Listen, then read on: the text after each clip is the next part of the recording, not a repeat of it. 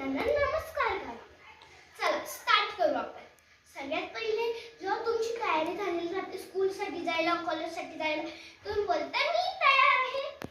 What we से, मी तयार आहे. याला आपण इंग्रजीमध्ये काय बोलतो? याला आपण इंग्रजीमध्ये बोलतो आय एम रेडी. याला आपल्याला 4 प्रकार लिहायच्या. कोणत्या कोणत्या? सगळ्यात पहिली कॅपिटल, दुसरी स्मॉल लिपी, तिसरी कर्सिव्ह आणि चौथी कॉन्ट्रॅक्शन.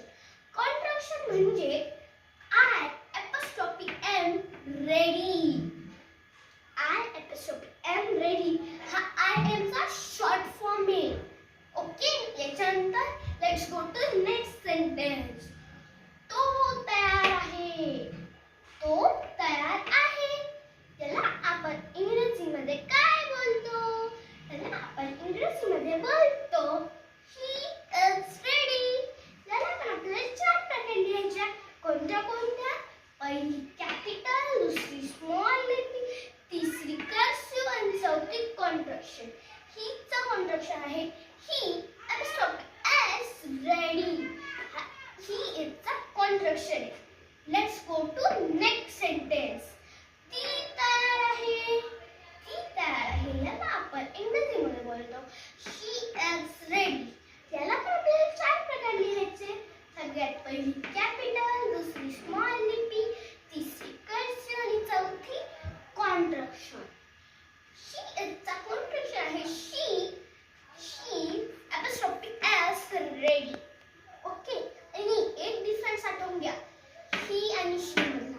ही आपण ओन्ली बॉयजला यूज करतो आणि शी हे आपण ओन्ली गर्ल्सला यूज करतो. जर हे तुमचं चुकलं तर मग तुमचं सगळं चुकेल. Okay, let's go to next sentence. तू तयार आहे. व्हॉट वी से, तू तयार आहे. याला आपण इंग्रजीमध्ये बोलतो you are ready. We have to write in 4 ways. First is capital, second is small lippy, third is cursive and fourth is contraction. You चा contraction काय आहे? You apostrophe I E ready. Hi, you चा contraction. Let's go to next sentence. आम्ही तयार आहे. What we say? आम्ही तयार आहे. म्हणजे काय? समजा क्रिकेट माहिती सगळ्यांना. क्रिकेटमध्ये टीम्स राहतात.